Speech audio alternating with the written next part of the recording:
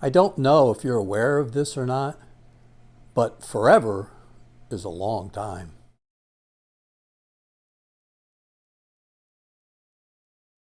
Hey, welcome to another video. One of the advantages of having your own YouTube channel is that every once in a while you get to just rant or say whatever it is that's on your mind. And this is maybe one of those videos. Hopefully I'm not going to come off sounding like, I'm too jealous or a jerk or whatever. But it's just something that I thought I'd want to talk about. It's a couple of different topics that hopefully will weave into one. So let's get started. The first thing is, like the headline said, this is my all-time favorite lens. It is a Nikon Z8 80-200 f2.8 f-mount lens. And I did say 80-200. It's not their 70-200. This is an 80-200. I doubt it's still in production, though I'm not positive. It might be, but I doubt it. I'm sure you can pick up copies of it. But this is my all-time favorite lens. I don't use it anymore. And one of the reasons why is because, yes, I switched to the mirrorless system. And I did have an adapter, and I did use this on a Z system. It's a heavy lens compared to some of the newer lenses, but it's very well constructed. It's metal, glass. The autofocus compared to today's standards is pretty slow, but it just works. It's a great lens. Recently, it decided it didn't want to work anymore. And what happened is this little, I don't know how well you can see it. Well, it's come off now. Probably appropriate. But this little band here is what, this little band here that goes here is what switched it from autofocus to manual focus. And when the lens broke, or when this ring broke, it was stuck in manual mode. So you could still manually focus this lens and it'll still work, but it decided it didn't want to work anymore. And now, even in my hands, it's now broken in pieces again. That's what I get for messing with it. Every time I touch it, it seems to break even more. But the only reason why I mention that lens is because I've sold off all my other f-mount lenses. I don't own any others. A couple of weeks ago, I sold off a 135 manual focus. I think it was an f3.5 lens. Really good lens. The person I sold it to is actually on vacation now. I hope he's enjoying it, using it. Hi, Jim. I hope it worked out for you. I really do. But that was the last of the f-mount lenses that I owned, except for this lens. And there's just some things in life that you just don't part with. No matter what, you just don't part with them. This lens is one of them. Now, in another point that I want to make here in a minute that hopefully will tie this all together, is that most pro photographers will say, well, it's just gear, it's just a lens, it's a camera body, you throw it away, you just get, when you're done with it, you get rid of it, right? You move on to something else, who cares? It's a piece of gear. I think I've sold off 3 or 4 lenses just this year. So in large extent, I would agree. I buy and sell lenses all the time, trying to tweak, what lenses I really want to use. Things change. When I was using this lens, I was shooting a lot of sports. This is a great sports lens. It was a great portrait lens. You could shoot landscapes with it. This is a terrific lens. And the reason I don't want to part with it is there's too many memories in it. This is the one lens that I took everywhere. I took it to Europe. I took it out west, Yellowstone. It shot all the years my kids were in high school, all their sports. I've mentioned before, I used to work for Max Preps. I was freelance for them. Pretty much every shot that ended up on Max Prep was taken with that lens. I learned to be a photographer with that lens. I doubt I'm ever going to use it again. I'm going to put on the screen the last image I ever took with that lens a couple of years ago. Appropriately, it's my daughter and my oldest grandson. However, there's just too many memories in that lens to just give it away. And sometimes I think that people look at things and they go, it's time to move on. I got other things. There's just some things you don't part with. I know it sounds sentimental, whatever, but that lens is going to stay with me forever. And forever is a long time, but it's going to stay with me forever. Now, I sold the adapter about a week ago, so even if I wanted to use that lens, I can't use it anymore. It doesn't work. It doesn't matter. I'm going to keep that lens. So how does that all tie into my larger point? I've made a running joke a few times, and one person has caught on to it. Thank you for that. About the yellow Shimoda bags. And a couple of years ago, all of a sudden, all the YouTubers, not all, I exaggerate, a lot of the big name YouTubers, probably 10, 20 of them, magically they all had a yellow Shimoda bag in the same week or two. I'm not criticizing Shimoda for doing it. That's how they decide to spend their marketing dollars. Well, good for them. However, I already had a Shimoda bag. I have a blue one, and it works great. I just took it to Iceland a couple of months ago.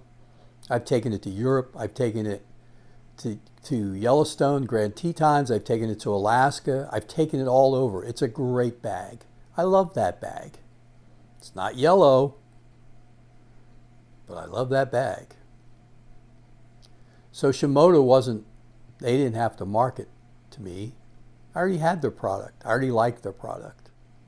But if you look around a couple of years later after Shimoda did that, how many people are still using their yellow Shimoda bag in their videos? I've only seen one.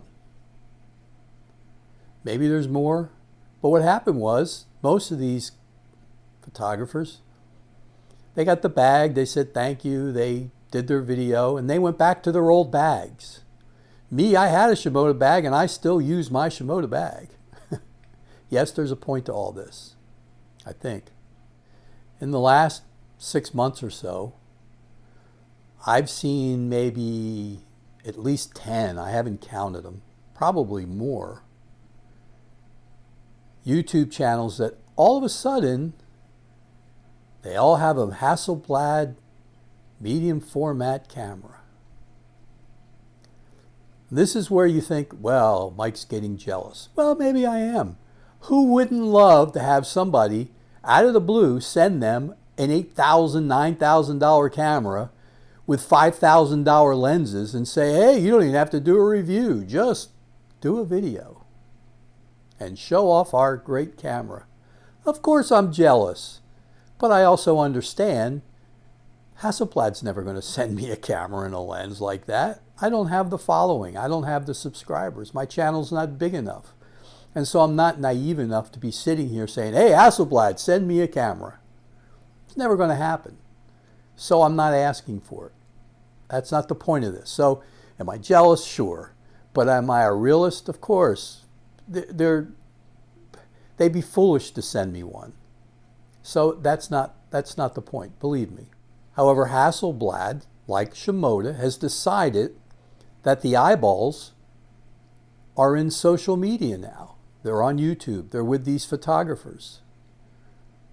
So they throw out a bunch of cameras and lenses, some of which I know for a fact they gave the people for free because they've admitted it on camera, and others, who knows, maybe they just lent it to them for a month. I don't know. It's none of my business. It's not the point. The point is that they flooded the market with those cameras. And that's how they decided to market. It's going to be interesting to see 6 months from now, a year from now, how many of those people still have those cameras and are still using it. And that's getting to my long-winded point here. Me, I'm a Nikon shooter. I fully admitted it. I shoot Nikon. I use Nikon. The Z8 that I'm using now is the sixth different camera body that I've had with Nikon, starting back from a film camera in an F5. So despite them being way behind at times in their mirrorless program and the flaws that they've had, I've stuck with them. I guess what I'm trying to say is that I think that camera companies overlook people like me. And there are thousands of me out there. People that stay loyal to their product. A lot of the big name photographers on YouTube, partially because they get free equipment, partially because that's how they keep their channel going, partially because they need different products for different things they're shooting. I get that. But they go through brands. They change brands almost as much as they change their underwear. Very few of them really stick with one brand. I mean, if you really watch them over the years, they go from Canon to Sony to Nikon to Leica and then back to Nikon or whatever they've done. You watch them, that's what they do. Where people like me who stick with a brand, sometimes I don't think camera companies appreciate people like me and the thousands of others like me. And it's not just Nikon. What I'm trying to say is that it's all well and good that camera companies want to use these larger channels to get their products out there. More power to them. You know, I'm not telling them how they should or shouldn't run their marketing departments. That's up to them. I'm sure they have high-paid people that know how to do this. Then again, maybe not. Look at Bud Light. They're not always the smartest in their marketing departments. I guess what I'm trying to say is that not just Nikon.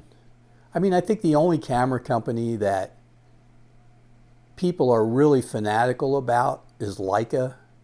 I mean, Leica shooters, it's like a religion to them. Those cameras, those lenses, the people that shoot with them, for the most part, more so than I think any other brand, it really is a religion to those people. They live and die for their Leica products, for whatever reason. I mean, good for Leica that they've been able to pull this off.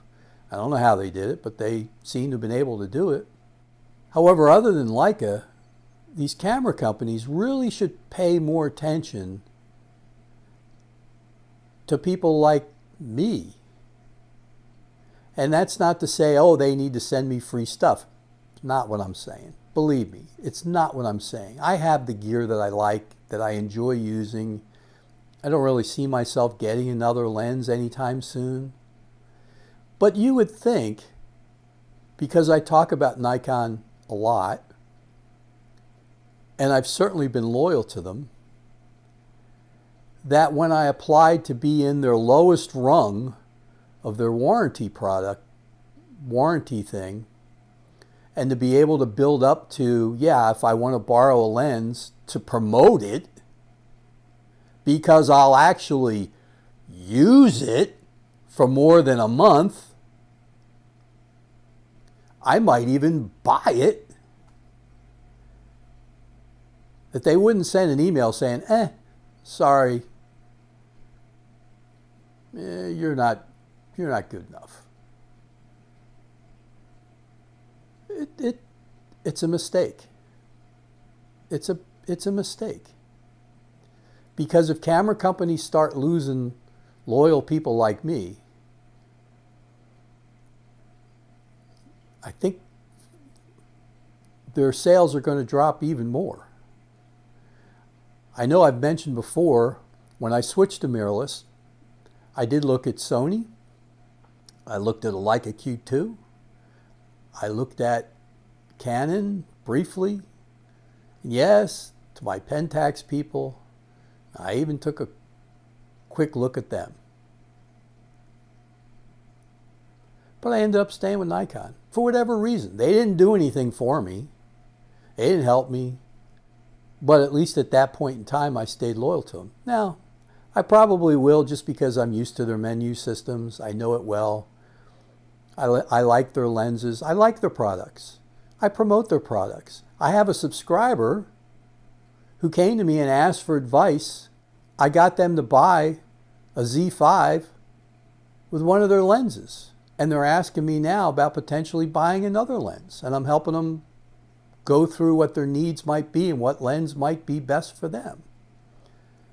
So I even promote Nikon. I help sell their products. Yet, they wouldn't give me the time of day. And I'm sure it's not just Nikon.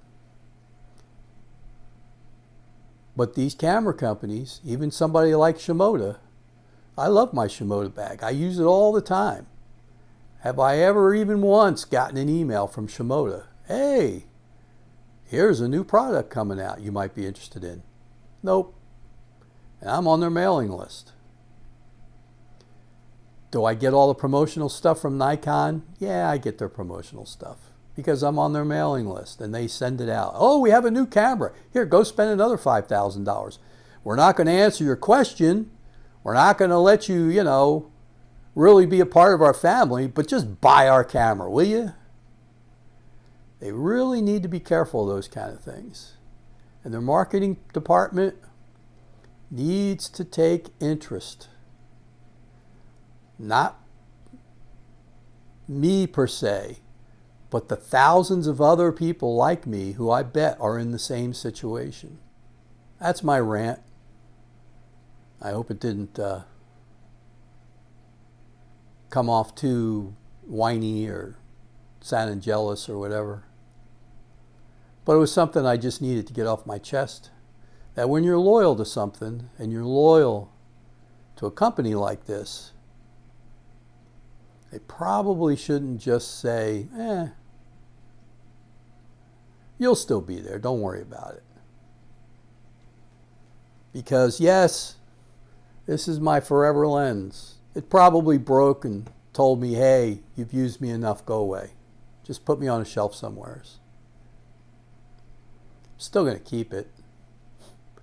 I could get it repaired, or at least I could try to get it repaired, and it would cost me more than what I could buy another copy of it would be. But that's the one that has the memories in it, not some $400 lens off eBay, which wouldn't mean anything more to me than this now 24-120 f4 lens, which has really taken the place of that 80-200. This is now my workhorse lens. I use this all the time. It's not my favorite lens, but it's the lens I use all the time because it works. But there's a difference between something with memories and something you just use. Anyway, I'm just curious of your thoughts, whether you have a lens, a camera body, a piece of gear, could be a ball head, who knows. Whatever it is that you just don't ever really want to part with, that it has memories in it, it helped you become a good photographer, you just want to keep it forever, because forever is a long time. Take care till the next time. I would hope you want to like and subscribe. Next time I probably won't be ranting. Maybe, maybe not. I don't know. We'll see. But thanks for watching. If you hung in there this long, just let me know if there's something you really don't want to get rid of. Okay, I'll see you. Bye.